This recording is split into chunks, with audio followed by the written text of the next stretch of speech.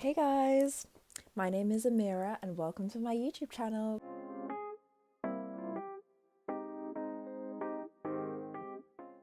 Happy Chinese New Year to all who celebrate. It is now mid-feb and my last video was on my January faves, and this video is going to be kind of like a catch up and just like a chit chat about things that I've been interested in.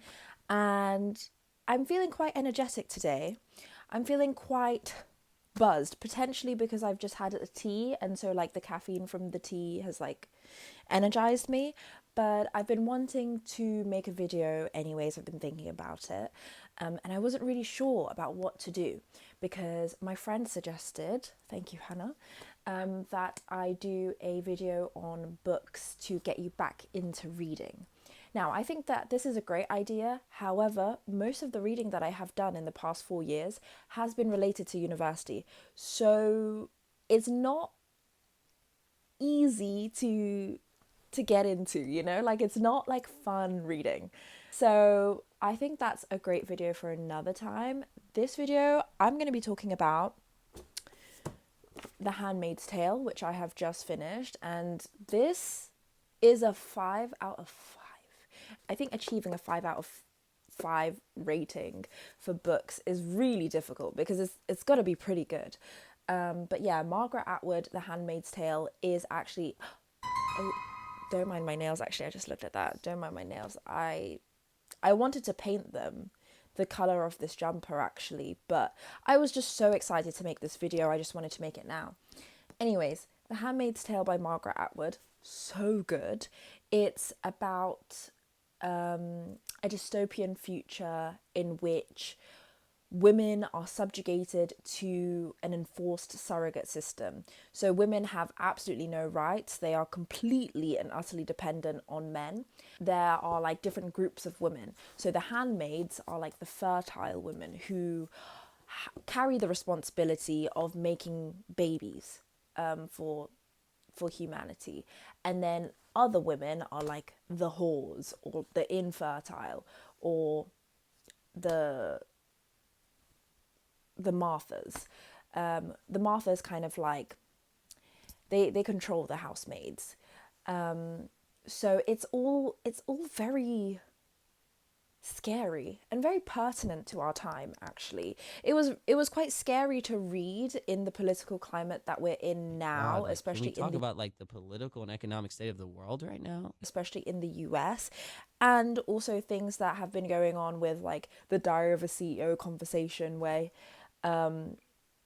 it was discussed that the male loneliness epidemic is like such a pressing matter because it means that they won't be able to pass on their genes, as if like giving birth, carrying a child, raising that child, instilling your values in that child is less important than passing on your genes. Like that's the only thing to get out of it. Like I don't know. Jump scare.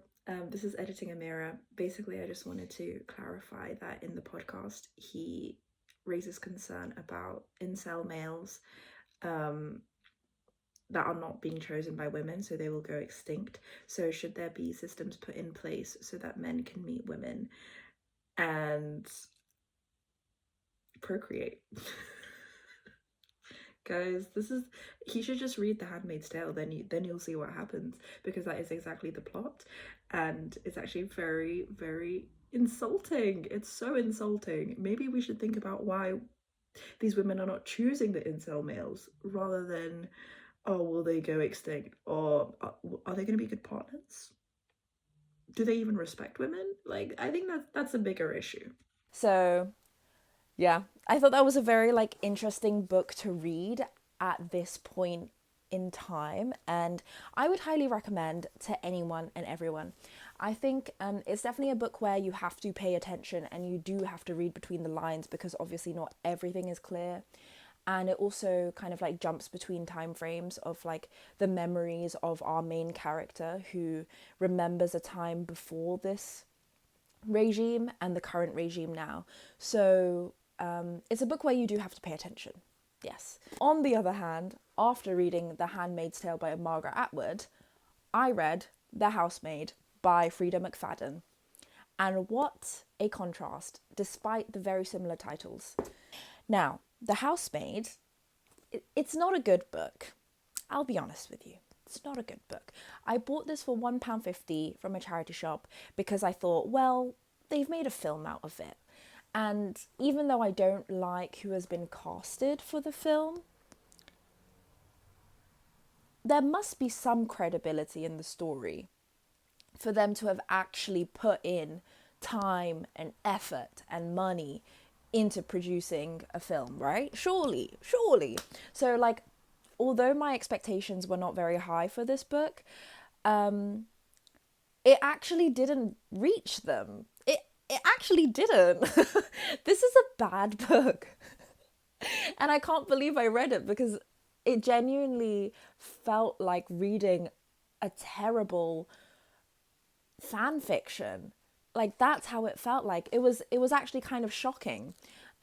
Because, for example, one of the characters, Enzo, he's Italian and he's super hot, but he doesn't speak any English, even though he's like living and working in the US for like 2 to 3 years or something, and he works with all of these different families and things where you have to communicate. Yeah, whatever.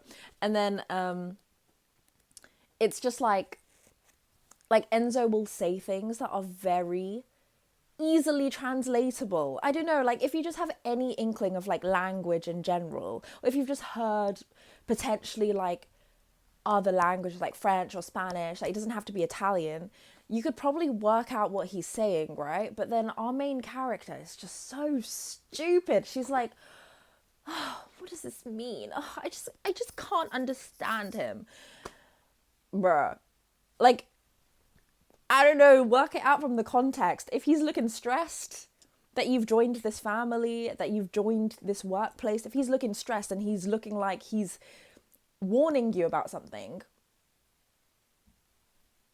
Also, I would say that this book, it doesn't leave anything to the imagination. Like, as opposed to The Handmaid's Tale, where there's a lot of reading between the lines and it's quite like vague sometimes.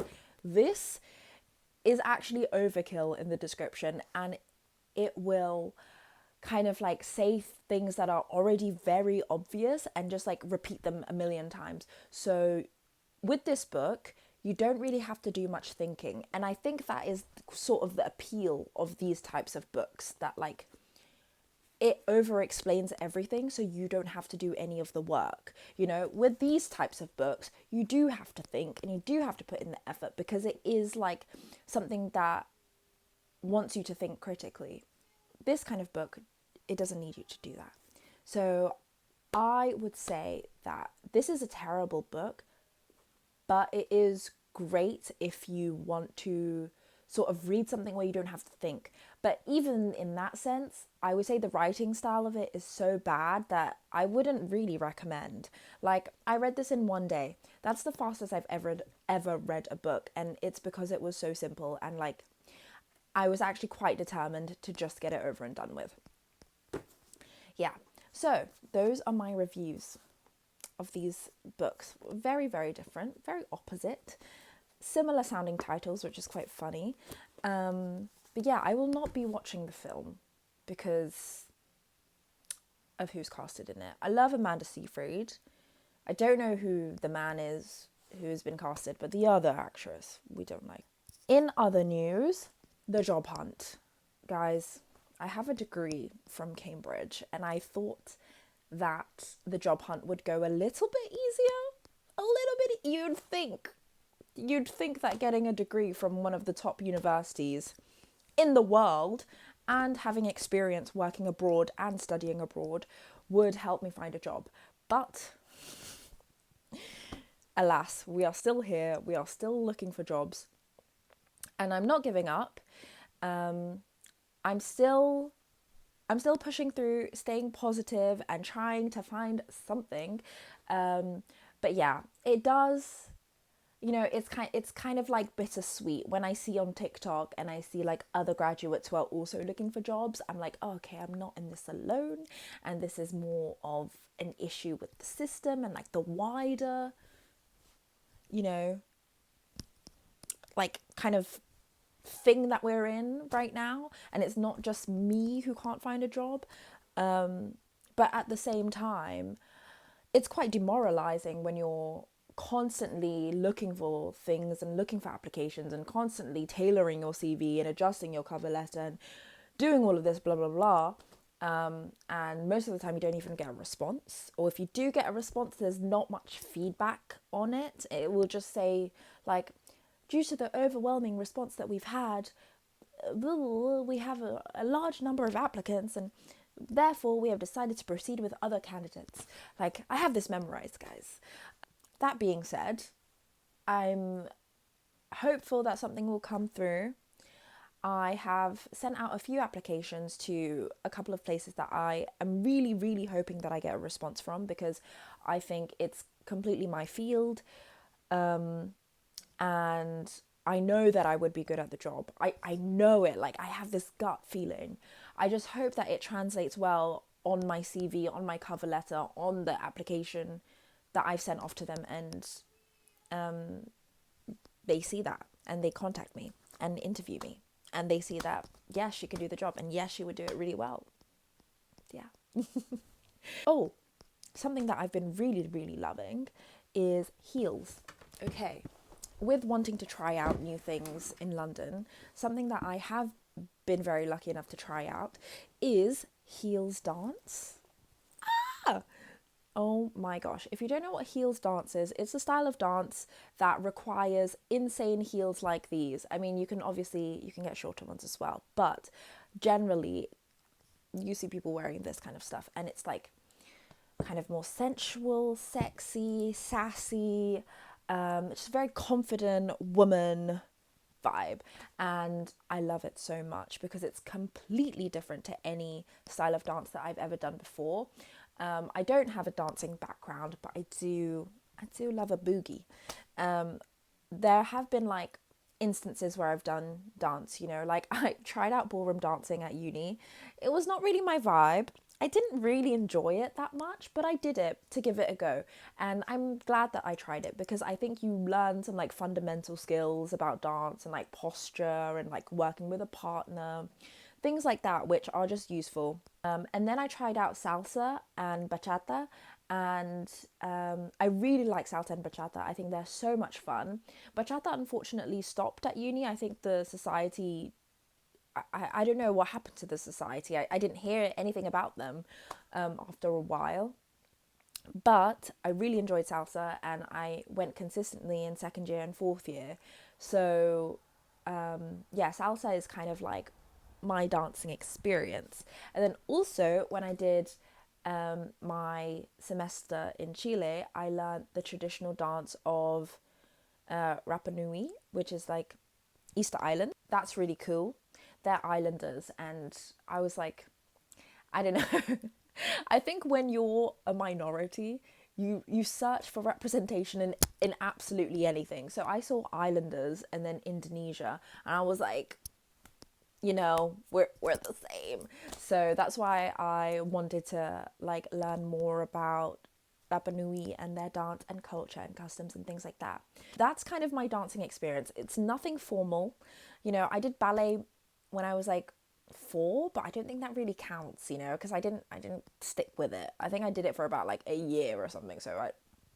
But anyways, heels dance is just fantastic because you unlock this completely different side of you that you otherwise just don't do in your regular life. Like, when else am I going to be strutting in my tiny booty shorts and like a sexy top and these insane 10 centimeter heels and whipping my hair about and like, doing all these sexy moves? When else am I going to be doing that? I love that the heels class just give that safe space, that environment to be able to experiment. And I think that's what I really take from it, is the experimentation of it. I feel like I've discovered a lot more about myself, and I've developed my confidence, not only in dance, but just in sort of believing in myself and kind of portraying myself in ways that I don't necessarily see often, Like, heels is very sexy. I would say that I'm more on the cute side. And I think especially as an Asian woman, who kind of tends to pass as like looking a lot younger than they are, I think the way that people treat me, kind of because they think I'm younger, kind of affects the way that I perceive myself, right? So if I've always sort of gone about society with the knowledge of how people perceive me, and then I'm been put into this heels class where you're supposed to do the absolute opposite of that and just like go completely out of your comfort zone and try to be completely like sexy and strong and powerful and sensual and feminine and all of these things, then it's such a great exercise in experimentation and pushing yourself out of your comfort zone. I think that's what I've really gained from it. So I would love to do more heels classes. One of the things that I'm excited about is when I get a salary, all of the cool things that I will be able to do in London. Like, I was thinking about, when you get your first paycheck, what are you going to do? I'll most likely spend a lot of that money on experiences, and I would like to be able to treat my family to a nice meal, probably go out to a restaurant somewhere. Nothing too crazy expensive because it is my first paycheck. Um, but I think that would be really nice. And then I would just go to dance classes because they're so much fun, and you just like, it's a great workout, you get to meet cool people, like you learn something new, it's so exciting. So I would definitely spend that money on dance classes.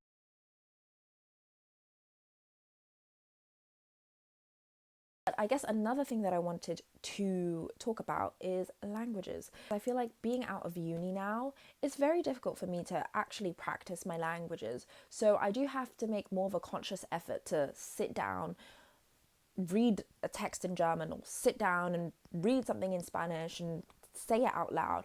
And that's what I've been doing for the past hour. I opened up my textbook from first year and had a look at the exercises, which did give me a sinking feeling of anxiety looking at it because it just took me back to first year. And I did some of the exercises and I just like practiced the pronunciation and tried to sort of engage in the language very enthusiastically so that it would stick in my brain.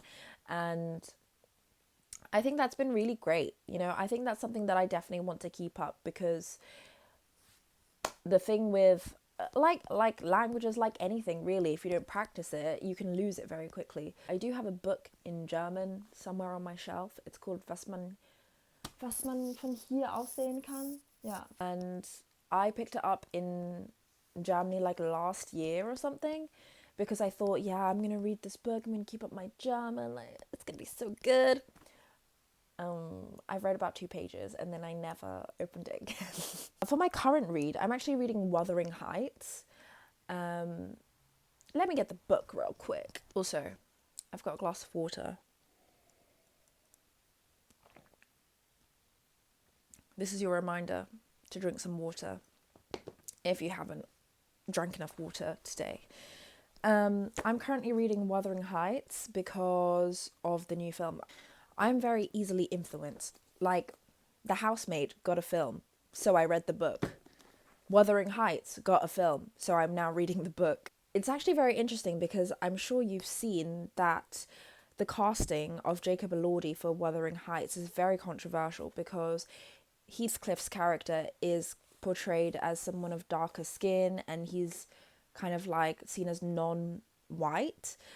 So the casting of Jacob Elordi is a very interesting choice because he is a white man indeed.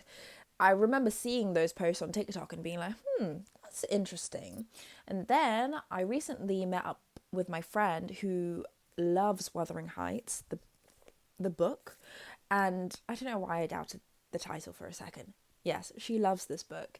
And I said to her, yeah, the casting is very controversial and like it's made a lot of news. And she said, oh, that's so interesting because from my interpretation, Heathcliff's character, you can't tell whether he's non-white or not. Like, the way that he's been described as dark is usually always very metaphorical. Like, his eyes darkened or like his expression darkened. So it's never sort of a direct allusion to his skin color. And I know like some people on TikTok would argue against that and whatever, but it was just very interesting to hear her perspective, because this is a book that she's read and studied for A level, and she argued that Heathcliff's character sort of brings up issues of class rather than race, and it's more so the fact that he's an illegitimate child, and that is why he's treated so poorly, and his character is sort of affected by his treatment because of his class. So it's not necessarily because of his race at all. And I just thought, oh my gosh, I haven't heard anyone speak about this on TikTok. I've only seen the discussion to be on race. And, you know, when you only have one side on TikTok, it's very difficult to actually picture what anyone else could argue. So yeah, having that discussion with my friend was really interesting and made me want to read the book. So now I have it. I also picked this up at a charity shop years ago for £1, and I am now on page 20. Yeah, it is significantly harder to get through than The Housemaid, because I don't tend to read classics, and I think they're really challenging, but it's a great challenge. And I quite like how reading a classic makes me feel like my academic brain is engaged. You know, I'm critically thinking, I'm being challenged, I don't understand all the language, but I like that, and I'm curious, and yeah, I'm having a great time. I love the challenge. Yeah, I'm excited to read more of this and formulate my own opinion about whether the casting of Jacob Elordi was controversial or not. But I'm really enjoying being able to get back into reading and like expand my reading taste. Like, this is a weird collection of books, you know? Like, they're all very different, but I'm enjoying that. I'm enjoying just reading lots of different genres and trying to keep my mind open and seeing what I like, seeing what I don't like. You know, I don't like The Housemaid, but I appreciate its purpose as a book. I think that's why it's kind of sold in airports and things, because I guess when when you're on a flight and you're tired, you don't want to be reading between the lines. So that was my little catch up. I hope you enjoyed that. It was quite chaotic. My energy is very different compared to my last video, where I was very calm, very cozy vibes. I guess it's still cozy vibes, but it's just a different side of Amirah that has come out for today. And I hope you enjoy that. Don't forget to give this video a like, subscribe, comment, do all the things. And I'll see you in the next one. Thanks for watching. Bye bye.